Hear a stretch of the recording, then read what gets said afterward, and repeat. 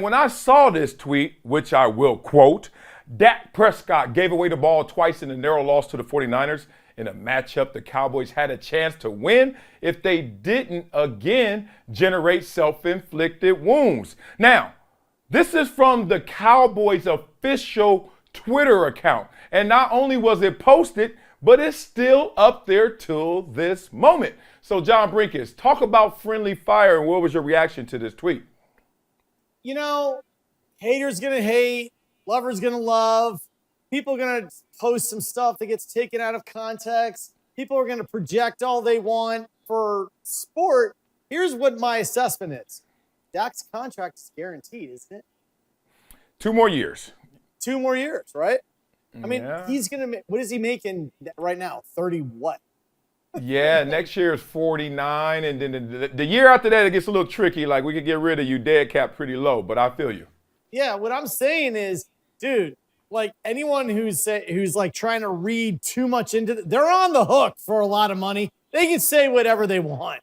Like it doesn't matter. The Dak was the reason. It's hardly ever one person's fault.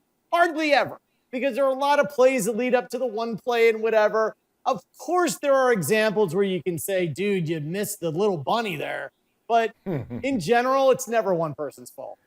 No, we know it's not one person's fault. And that's the problem I have with this tweet. Not only being sent, but still alive on their own social media account. Since you know it's not just one player in the ultimate team sport, why would you bring a megaphone and yell that for everyone to misconstrue? And then knowing that we are not understanding exactly what you meant, if you didn't mean exactly this, take it down. Like, you now are having your franchise quarterback being blamed singularly for the loss when you know it's more than just him, Tony Pollard's injury, Ezekiel Elliott not playing well, et cetera, et cetera, et cetera. So why not just take it down if you think it's being misconstrued? Yeah, I honestly do think that the era of social media that we're in right now, and combining that with guaranteed contracts, they allow some 24-year-old kid to post something. And seriously, I think it's like, all right, he posted something stupid. Do I still have to write his check? Yep. Like, all right, well, is Dak going to be mad? Maybe. Do I still have to write his check? Yep. Like, they don't really care. They really don't. No, that's funny. You say that because they're disconnected. I was asked this by Dan Patrick earlier. He was like, what do you think about this? And I was like, one, I don't even know if Jerry Jones knows about this party right now. Like, everybody's gathered around and trying to go out there and exorcise Dak Prescott and his demons. And I don't know if Jerry Jones and the G6 is even going to stop and land at that airport to check out what they're really up to right now. You know what's crazy about it? The friendly fire of it really takes me back to my playing days, and obviously we didn't have social media. I think I caught the beginning of MySpace when I was coming out and Facebook was trying to launch. You know, that's how old I am, leather helmet days. But the disconnect in the organization and the disconnect from an organization to a player, because the first time I realized, like, wait a minute, we're not on the same page, was the first time I was cut by the San Diego Chargers. I'm there in my 3rd year, had my exit meetings with my coaches. They were like, look, this wasn't your best year, but there are a lot more people on this team we're going to blame before we get to you. You're getting double team, triple team. We let Junior and Rodney go. They all were coming at you, blah, blah, blah. So they stroked my ego, and I felt good about it. 2-3 months elapsed. I'm in the off season, chilling in my condo in LA, hanging out, loving life, getting ready for the season, all that stuff.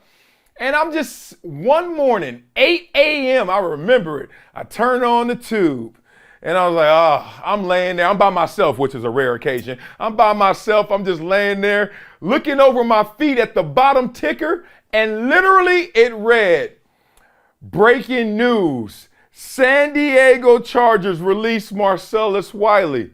And I'm like, hold up. I sound like Nate Dogg. Hold up. I'm like, what just happened? And then, you know, you got this outer body experience where you're like, That was my name. That's my team. This my TV. This my condo. But this ain't happening, is it? And it was crazy, man. So sometimes it just is a disconnect within the organization, and sometimes a disconnect from the player and the organization. Dude, it's horrible because look, the organizations are gigantic aircraft carriers, right? And you feel like, hey, I'm on a little speedboat with my buddy. No. You're on an aircraft carrier, and someone behind you pushed you off the aircraft carrier and it ran right over you, where you're like, how did that happen? Because you are expendable, replaceable. Doesn't matter what somebody was saying. There's a guy right behind you, and they're like, let's take that guy. What's his name? Marcello? Get rid of him and bring in some other guy. Maybe he's cheaper, younger, faster, better looking, whatever. Oh, man. Look, you are not lying. The acronym NFL stands for not for long. And they will forget about you as fast as they found you. So I get that.